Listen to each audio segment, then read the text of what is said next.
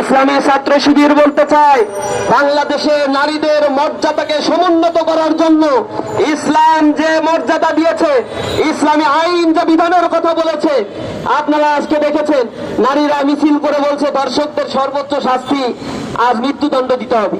এটা 1550 বছর আগে ইসলাম বলে দিয়েছে ধর্ষকদের শাস্তি হবে পাথর মেরে প্রকাশ্য দিবালোকে তাদেরকে হত্যা করতে হবে। তাহলে এই বাংলার জমি আর কোন ধর্ষকের জন্ম হবে না। কিন্তু সংস্কৃতি আমরা দেখি না।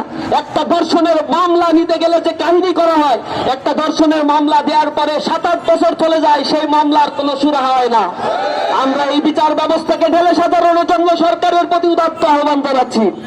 আমরা আরো উদ্বেগের সাথে লক্ষ্য করি, কোন ঘটনা ঘটার পরে বাংলাদেশে একটি রাজনৈতিক দল এখন বলার চেষ্টা করছে বাংলাদেশে নির্বাচিত কোনো গভর্নমেন্ট নাই, এ কারণে এই ঘটনাগুলো ঘটছে।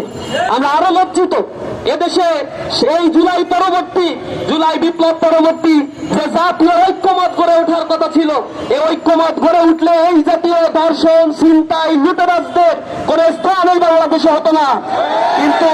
কিন্তু আমরা সেই জাতীয় ঐক্যমতের বিপরীতে গিয়ে শুধুমাত্র যে কোনো ঘটনা ঘটলেই শুধুমাত্র নির্বাচনী একমাত্র সমাধানের দিকে একটি বৃহৎ রাজনৈতিক দল যে বুলিয়া উড়াচ্ছেন, আমরা তো দেখতে পাচ্ছি তাদের কিছু কর্মীর মাধ্যমে এই ধর্ষণের ঘটনা, লুটতরাজের ঘটনাগুলো ঘটছে।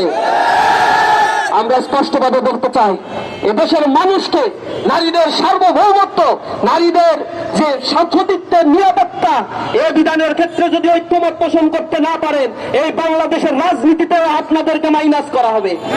জনগণ আপনাদেরকে সমর্থন দিবে না। জনগণের পালস বোঝার চেষ্টা করে, জনগণের নিরাপত্তার জন্য রাজনীতিবিদরা ঐক্যমতে আসার চেষ্টা করেন।